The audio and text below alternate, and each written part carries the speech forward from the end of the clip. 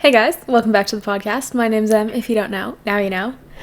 Hi guys. How was your week? What'd you guys do? Did you have a good week? I had a pretty good week. It's Thursday, so I guess the week isn't over, but up to this point in time, I've had an okay week. Did you find a healthy habit this past week? I think that's what we talked about last episode. Was like your health is a privilege and stuff. Yeah. Did you spend less time on your phone? Did you go to a workout class? Did you go for a walk? Did you drink more water? What'd you do for yourself this past week? Think about it and let me know. Maybe I'll put a Q&A box at the end of the episode. If you listen on Spotify, by the way, most people do listen on Spotify, like analytics wise. A lot of the time I put either polls or Q&A boxes at the end of the episode. So you should answer them because I like hearing what you guys have to say. So maybe that'll be a Q&A box at the end of this episode. But I had a pretty good week. It's only Thursday and I'm not at work today because I woke up feeling awful.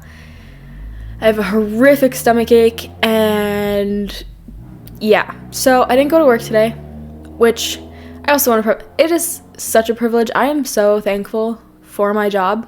Every job that I've had up till this point, if I had to call in sick somewhere, it was like terrifying. Like that was the worst possible situation that I could ever be in. And now it's one of those things that my manager's awesome and all my coworkers are awesome and nobody's mad at you if you're sick. Because shocker, somehow people understand that you get sick and that you can't really have a ton of control over that. So anyways, not at work today. So, took some Advil, ate some chicken noodle soup for lunch, and thought we might as well record since I wasn't going to do anything anyways, and all I have to do to record is sit on a beanbag. So, we're here. I'm really, really excited for this week's episode. So, do I have any, preamble stuff to get into? I don't think so. I don't know. Oh, so it's only Thursday.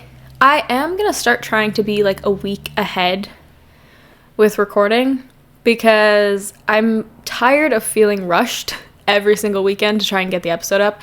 What I've been doing up till this point is recording typically Friday nights or Saturday mornings, but then I also have to edit and upload on Saturdays because my Wi-Fi sucks. My upload speed sucks on my Wi-Fi, so I have to give myself 36 hours to be able to upload both the audio to Spotify and the video to YouTube.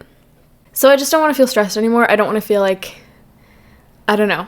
So I'm going to start trying to be a week ahead with recording, and then I'll edit the week up. I don't know. So if you ever wonder, if I ever post stories about I'm recording today, and then it's not what I'm talking about the next episode. Does that make sense? If you're ever confused about the order of me recording and then uploading, it's probably because of that. I'm going to try and be a week ahead going forward. But anyways, it's a very gloomy day outside.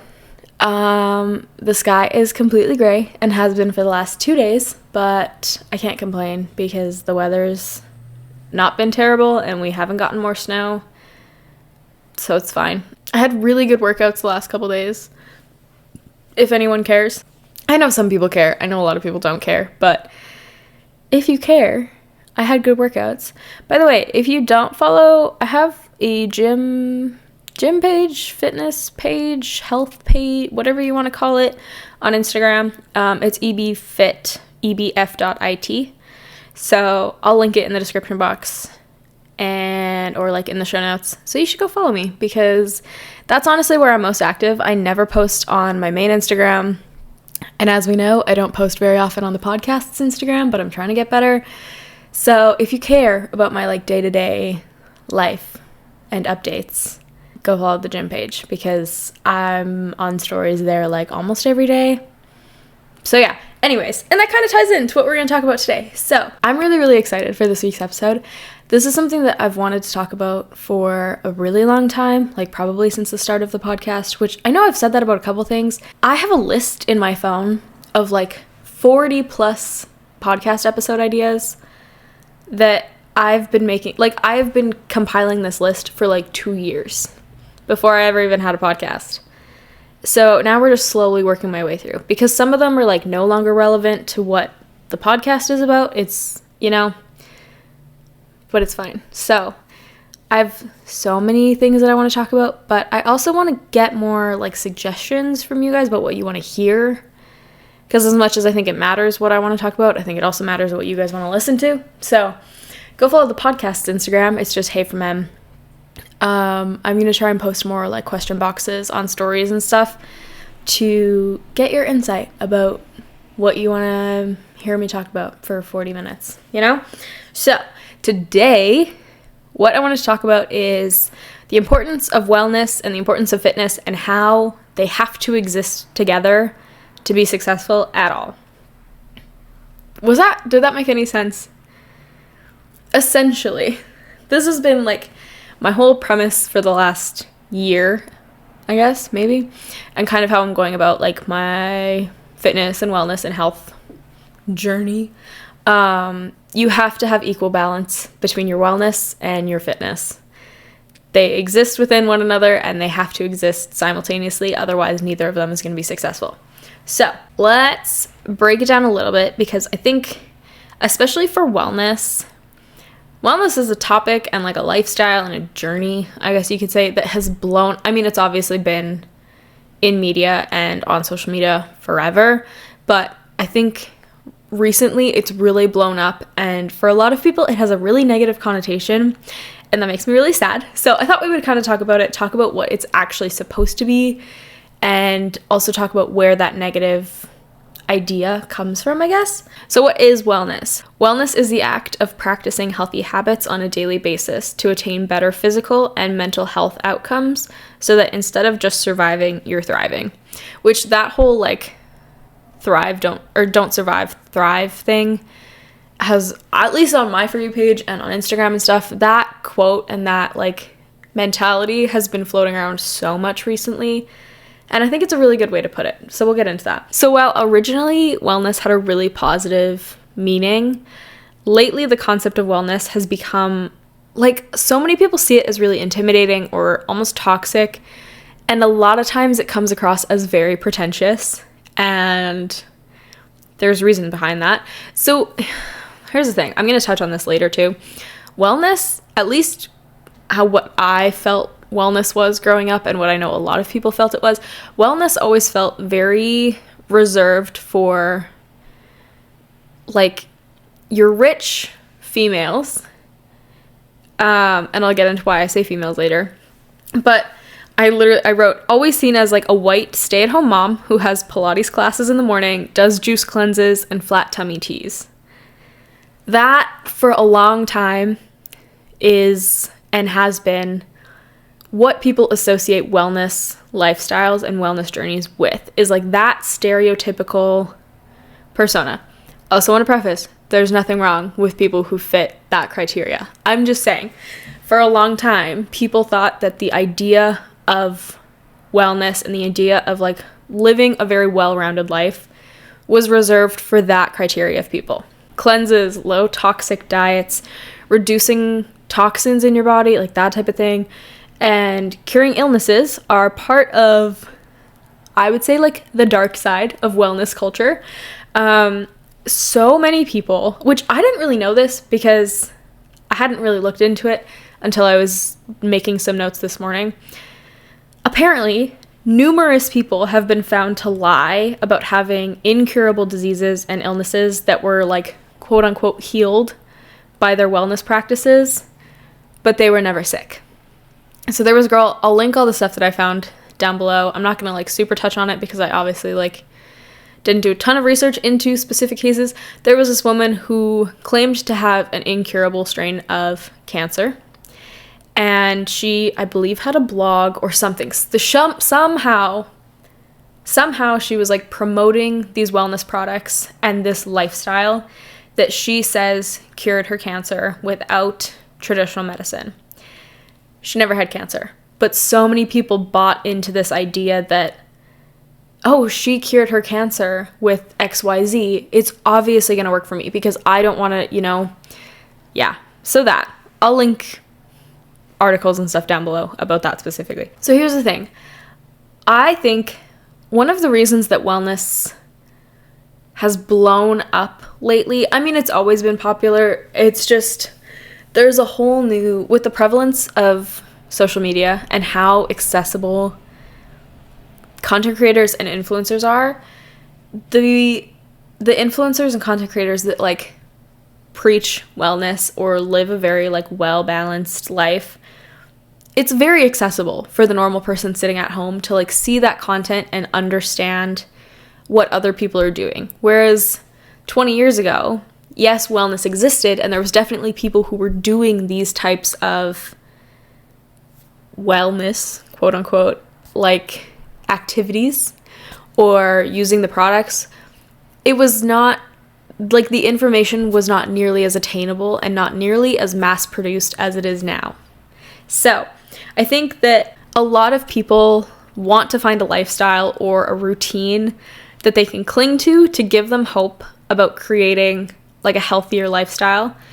But oftentimes they are tied into this lifestyle based on somebody else who wants to sell them commissioned products, which that's like a whole thing. But okay, so essentially, say somebody is sitting at home and they are not feeling well and they're not feeling, satisfied with their life.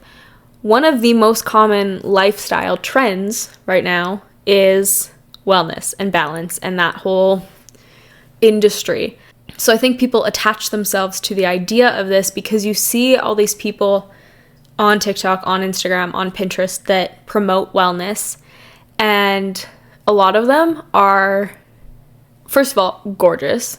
Like, so many of these women that promote, and it's not just women that promote wellness, but I think a huge part of the industry is women promoting it more so than men, which we'll get into that later. But these women are gorgeous. Like, they're stunning. They're 8 feet tall and look so like what so many people see as like an idealistic version of people, of themselves. So they cling to the thought that, oh, this girl is doing XYZ. This is how she's living her life. This is what she's doing day to day. If I do this, I'm going to look like that. I'm going to feel like that. I'm going to have the same energy and the same life experience as this person because I'm doing the same thing that they're doing. What often happens with that is a lot of content creators or influencers that, I don't like the word influencers, so I say content creators. They're pretty synonymous with each other. But a lot of these people that are promoting wellness lifestyles and wellness products, especially, it's always the products, a lot of them are commissioned by these products. A lot of them are sponsored by wellness ads or they have affiliate links, stuff like that, which no issue with that.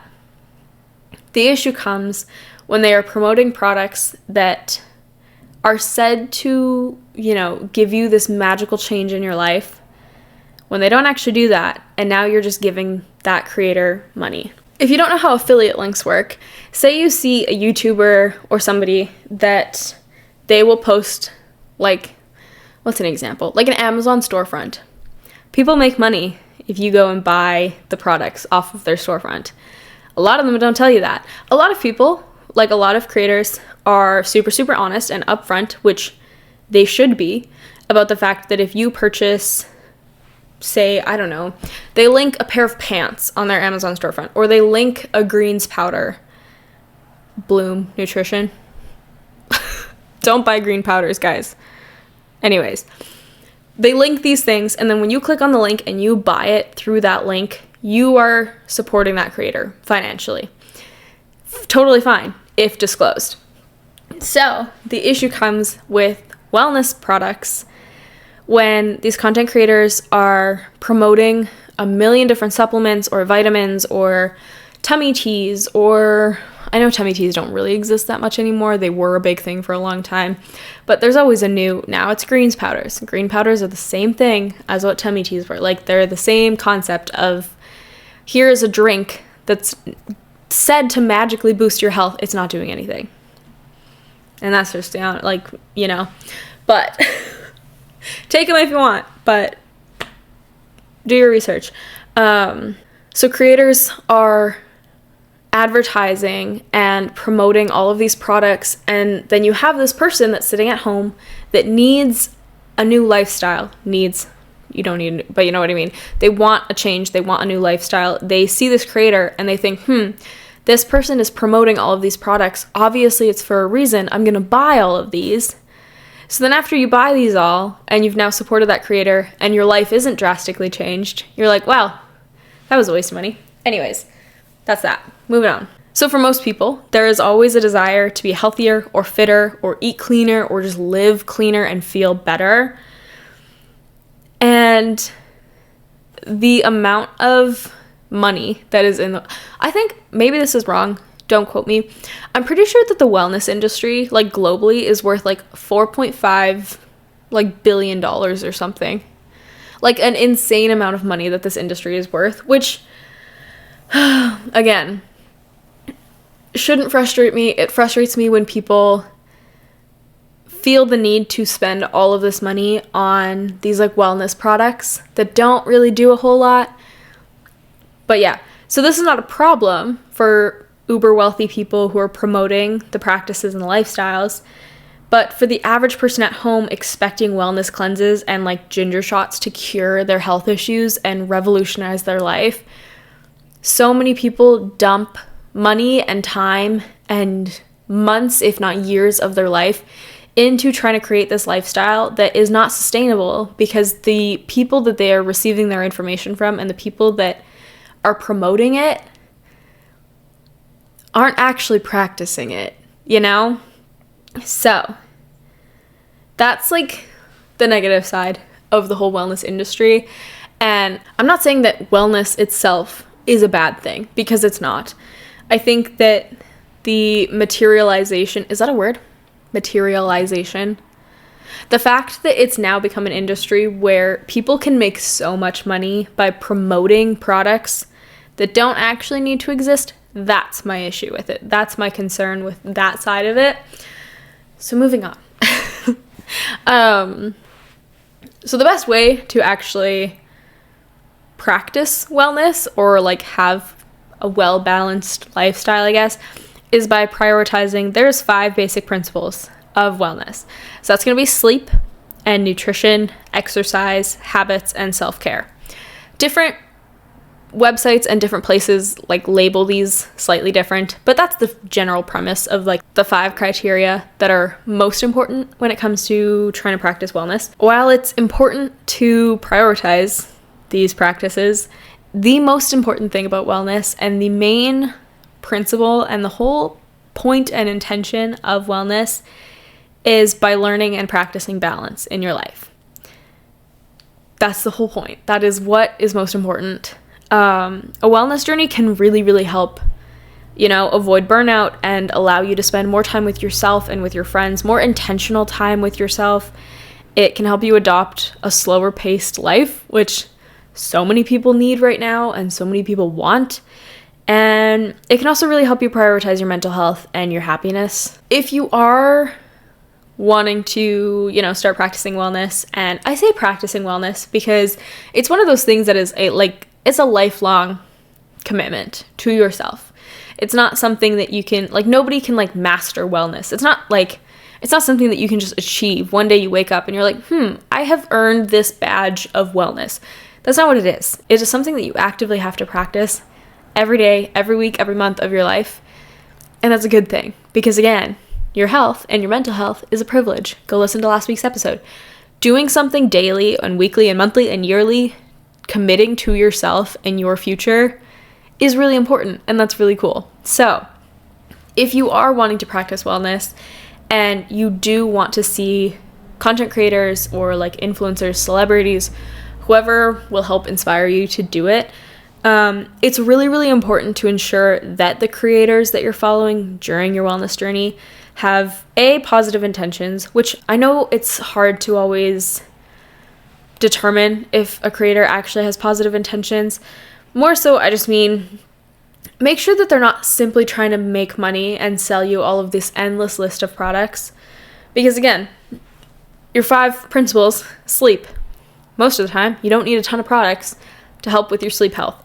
Nutrition, go to the grocery store. You don't need to order all of the random tummy teas and stuff like that. Exercise, we'll get into there. Habits, again, not something you really need to divulge a ton of money in. Self-care is the one thing that I would say, if you're going to spend money, spend it on your self-care, you know? We'll get there. So yeah, make sure that they're not only trying to sell you products. I get it, and a lot of creators are very upfront about the fact if they are sponsored by a brand, by a product, they are promoting it because they truly love it, and it did truly help with whatever the product is supposed to do. You know, I'm not discrediting that, and I'm not saying that you should never order a product from an influencer or from a brand that they're promoting. All I'm saying, make sure that's not the only thing they're doing. Make sure that they are not simply trying to sell you a product in every single video that they post. And also, make sure they're prioritizing balance. Make sure they are open and honest about the fact that not every day is 100% perfect. Not every day in your wellness journey is going to be perfect. And that's okay. That's the whole point. That's how you know that you're doing it right. So, that's our little chat on wellness. We're going to do kind of a similar thing on fitness. It's going to be a lot shorter though.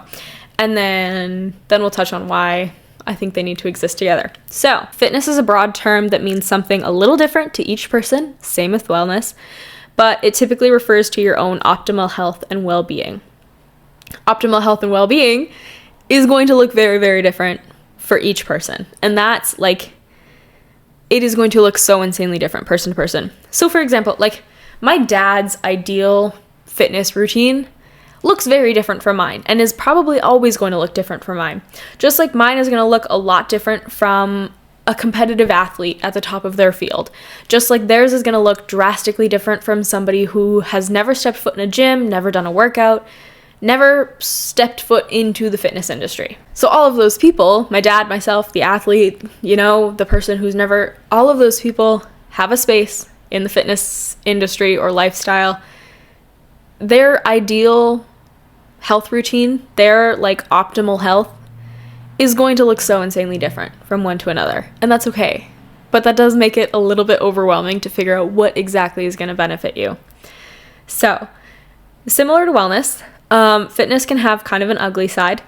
So, especially again with prevalence of social media and how accessible information is, you are always going to have those people who promote really unhealthy lifestyles and disordered diets, and overtraining is a big one in the name of like being jacked and getting numbers. And by getting numbers, that's either in like getting numbers on social media or getting numbers in the gym. You know, like you will always have people who want to prioritize overtraining and that whole, you know, rather than actually promoting the way that you should healthily, is that a word? Healthily? Other than promoting a way that you should safely step into the fitness world. Anything, this is not just with fitness, but your whole life, anything done outside of moderation for the average person will have negative impacts on your life. I say for the average person because obviously you have, again, like your elite athletes or people who are in prep, or I don't know, you have a group of people who their entire sport is based on training out of moderation. So a bodybuilder who's in prep is not healthy.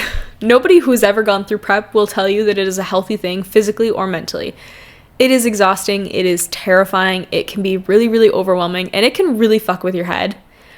And that's why it's so important for the people who are doing these like elite versions of their sports to have the proper coaching, to have the proper like psychiatric team, like go to therapy. If you're in prep, go to therapy.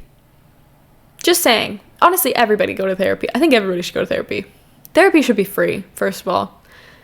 And everybody should be able to go to therapy. But, so for the average person, for you, for me, for Joe off the street, for whoever, for the, you know, the 60-year-old guy that you see in the gym every day, those people, anything outside of moderate, like anything extremely outside of moderation is not going to have a positive impact. It might seem like it's having a positive impact right away. Long term, it's always going to have a negative impact. So, also, in fitness, exercising and like working out can mean so many different things in terms of like what the activity is. So whether it's weightlifting or running or swimming or yoga, Pilates, HIIT training, what are some other, I don't know, CrossFit, powerlifting, playing like a traditional sport, whatever it is, working out is going to look different in every person's life. Working out and like, I guess I should say exercising is going to say, mean, and be something different, and that's totally fine. That does not invalidate anybody's version of exercise. So like for me personally, when I say that I'm going to work out, at least right now where I'm at in life, that typically means that I'm going to the gym. That does not if I'm having a conversation with somebody and they're saying that they're going to work out and they are going to, I don't know, a spin class or a yoga class, something that's like traditionally more low impact, does not invalidate their version of working out. The reason that I say that, do not let people invalidate you based on how you want to exercise or you want to work out. Do not let people tell you that there's only one right way to exercise, because there's simply not, and it's stupid that people still think that. So Pilates, yoga, spin, and other lower impact workouts, I want to also say, all of these classes and all of these like workout styles are so hard. Have you ever done a Pilates class? All I've done is like an at-home Pilates class because I just wanted to see. It is so hard. Like going to a hot yoga class, that is like insane. So, traditionally speaking, lower impact workouts have often, if not always, been associated with the wellness community, based on like, so these types of classes, especially like just these practices in general, especially yoga is, I want to do a whole episode about like the origin of yoga. I love yoga and actually like learning about traditional yoga. But yeah, so all of these practices and all of these methods of exercise and working out have often been associated with the wellness community due to the promotion of balance and moderation with these activities. You know, so if you have somebody who, again, I'm speaking very general right now, so I'm not saying that all people who do, anyways, if you have somebody who goes to hot yoga or yoga class 4 or 5 times a week, they are, at least in my experience, a lot less likely to be like, you need to train hard every single day, and if you're not like burning 1,500 calories every single day, your workout doesn't count. Like, typically people who prioritize those types of methods of exercise and like daily stretching and stuff like that are a lot more likely to have balance and moderation in their activities and in their life. And that's also why for a really, really long time, activities like, Pilates, yoga, there's so many more, but that's just like, that vibe of exercise and workout classes was often associated for women, and it was only seen as something that women would do. Imagine like 20 years ago, 30 years ago, seeing like, I don't know, a 30-year-old guy go to a Pilates class. You wouldn't. And if you did go, you knew exactly the type of comments that people would have made about him, because, yeah. And the gym and weightlifting and bodybuilding and powerlifting was always reserved for men. And I have so many thoughts about that whole idea that the gym was only ever made for men, and it makes me really sad. Like, it makes me so frustrated but also I'm so happy and privileged that I'm living in a time where that's not true. And like, when I go to the gym now, it is almost always like 50% men to women in the gym, if not more women in the gym. And it just makes me so happy and feel so grateful for the fact that I was introduced to the gym at all, and also that I grew up in a family where working out and exercise was very normalized for everybody. That was not reserved for, only my brother could work out because he was the only boy. like that was never something that even crossed my mind. So I'm very privileged, and I'm very, very grateful for the fact that I live in a time that me going to the gym every day and like that being my main form of exercise is totally normal, and nobody bats an eye about it. But that was not always the case for people. That was not like for a long time, women did not have a space in the gym, and men did not have a space in, again, more like wellnessy type exercise methods and workouts. And that sucks, because like people are going to make divides in every single part of life. And this just goes to show that, because how are you going to tell people that exercise is reserved for one gender, or like a stereotype? Anyways. So yeah, that's my thing on fitness. Okay, so there's so many reasons that I think that these have to exist together and that they can't exist separately, like in a balanced way.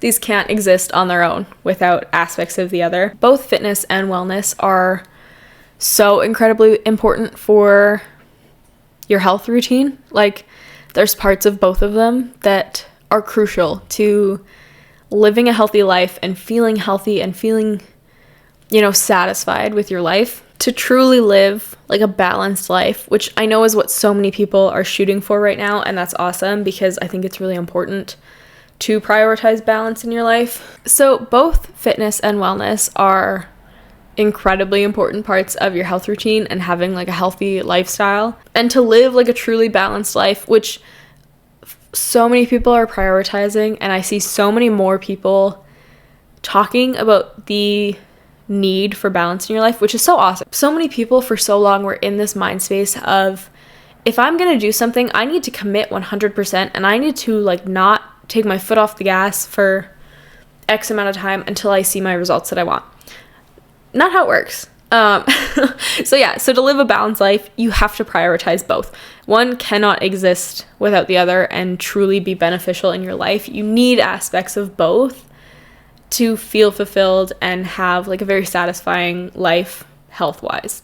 So like, for example, prioritizing your sleep is obviously going to improve wellness. You're going to feel more rested. It's going to help with your circadian rhythm, reduce stress and anxiety, so many other things. Go listen to my sleep episode. And you also need a good sleep routine to recover from your workouts and to be able to go into the gym or the workout class the next day and train to the full extent that you want to train to. Like, your sleep is crucial, obviously. Nutrition. Do we even need to get into why nutrition is important? Obviously, it's important for your wellness. Your body functions off of food. Like, your body cannot exist without food.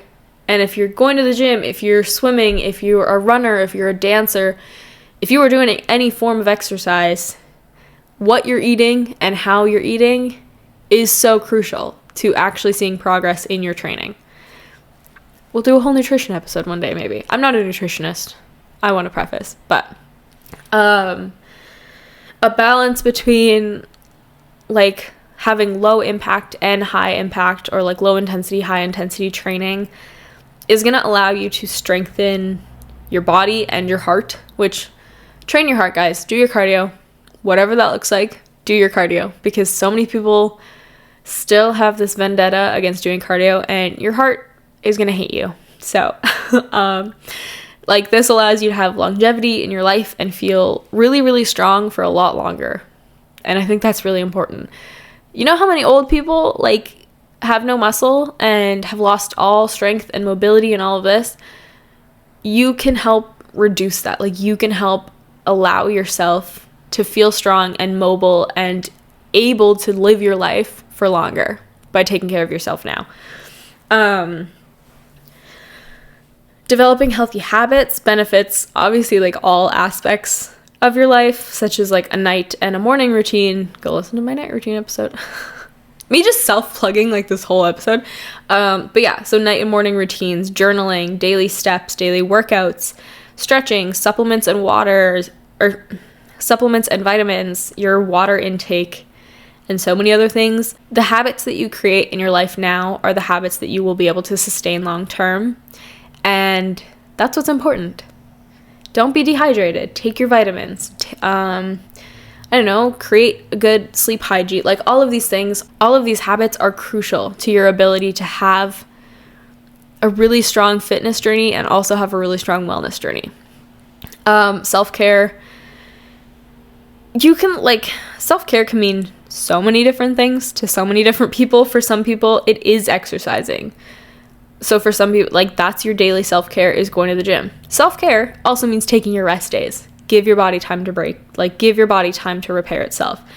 Going for a walk when you're stressed instead of doom scrolling or whatever else it is. Like, finding healthy alternatives and finding healthy,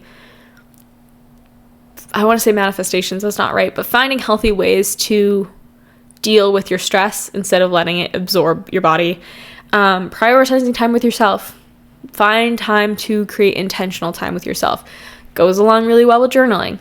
If journaling is your intentional time, that's totally fine. How many fucking times can I rhyme in a sentence? Jesus. But you know what I mean? So for me personally, I try and journal and read before I go to bed. Still not going great, but we're working on it. So that is a chunk of time in my evening that I am setting aside. I don't go on my phone. I'm not watching YouTube or Netflix or anything. I am being intentional with myself and with the time that I spend with myself.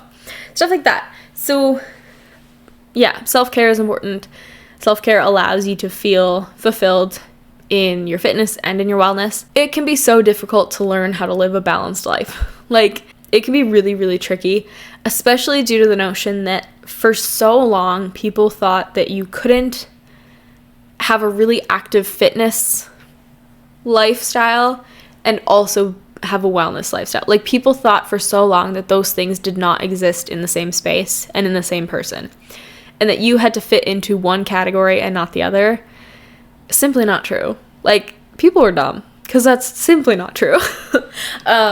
Now that it's so much more accessible for people to find information and find ideas on how to have both of these in one life, it's really important to slowly, I'm not saying you have to jump in head first, like, slowly ease yourself into creating fitness and wellness routines that exist within one another and prioritize both of them.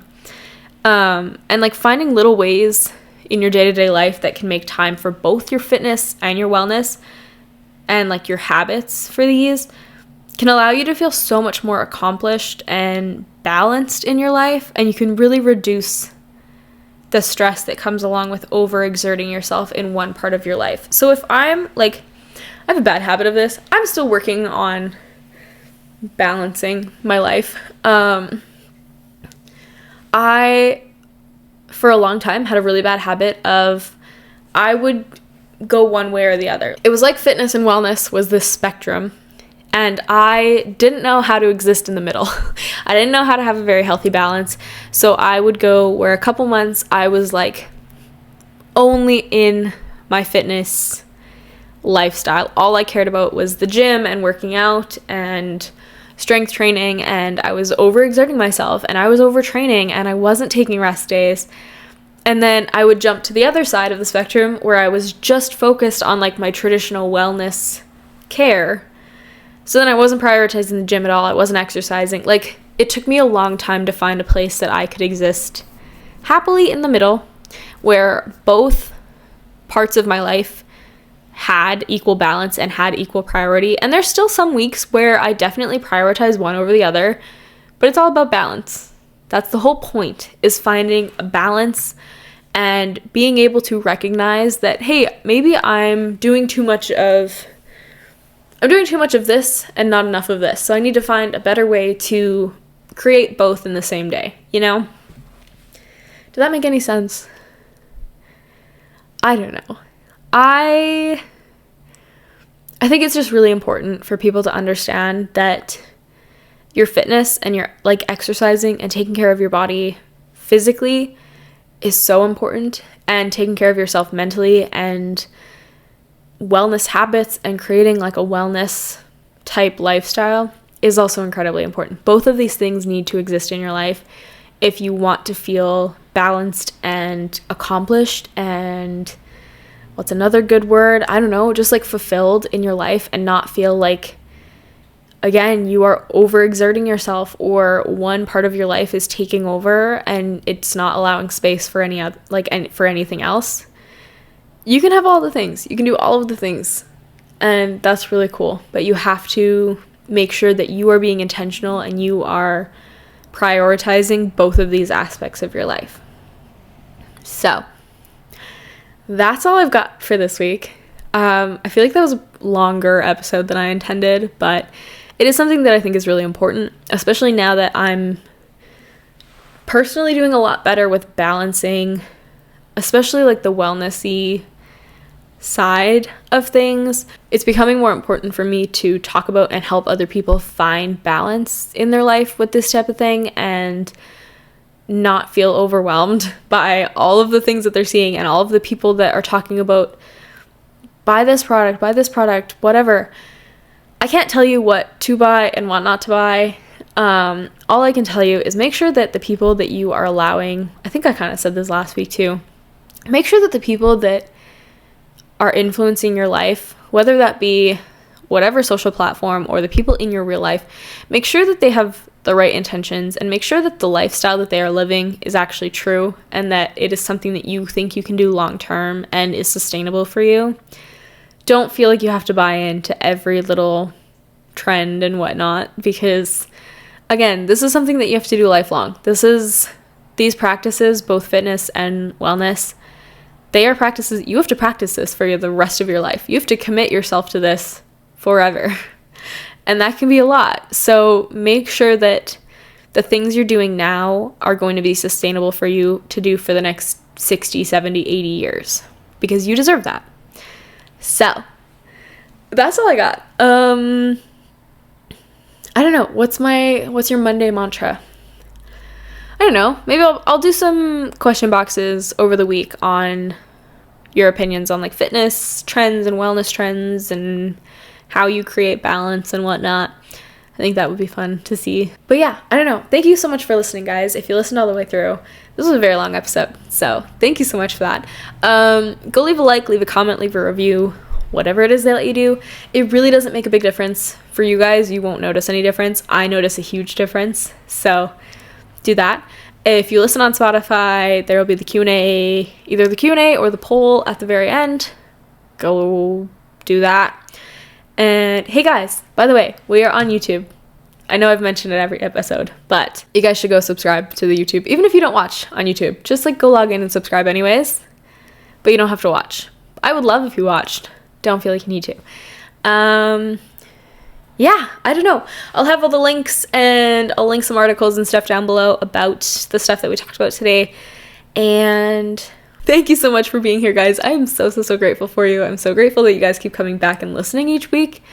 Yeah, it's kind of crazy that, I don't know. Also, go follow the Instagram, Hey From Em. I am slowly getting better at being consistent on there. Very slowly, but we're getting there. So anyways, thank you so much for listening this week, guys. I am so grateful for you. I hope you have a fantastic week and we'll chat next week. Okay, bye-bye.